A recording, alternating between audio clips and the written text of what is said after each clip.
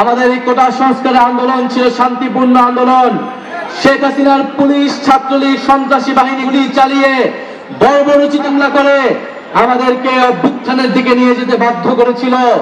আমরা শান্তিপ্রিয় ছাত্র জনতা বাধ্য হয়েছিলাম প্রতিরোধ গড়ে তুলতে, বাধ্য হয়েছিলাম লাঠি হাতে তুলে নিতে, আমরা বাধ্য হয়েছিলাম ফ্যাসিস্টদের বিরুদ্ধে সংগ্রাম করতে। ৩রা আগস্ট আমরা স্পষ্ট করেছিলাম এই লড়াইটা ফ্যাসিস্ট রাষ্ট্র, ফ্যাসিস্ট বাহিনীর বিরুদ্ধে জনগণের লড়াই।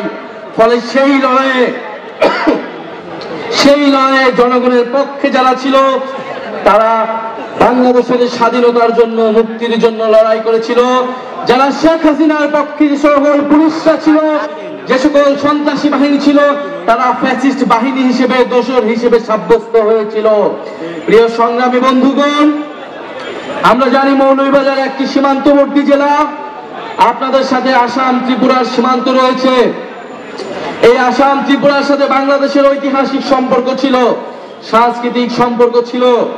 আমরা জানি আসামে দীর্ঘদিন ধরে বাঙালি বিরোধী আন্দোলন চলছে। আসামে বাঙালি জাতিগোষ্ঠীকে, মুসলমান এবং হিন্দুদেরকে বাংলাদেশি সাব্যস্ত করে সেখানে তাদের নাগরিকত্ব কেড়ে নেওয়া হচ্ছে।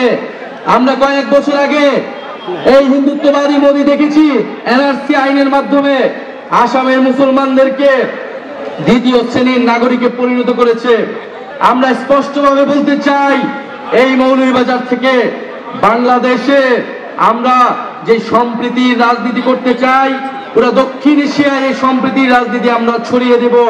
পুরো দক্ষিণ এশিয়ার নিপীড়িত দলিত, মুসলমান এবং বাংলা ভাষীদের পক্ষে বাংলাদেশ লড়াই করবে।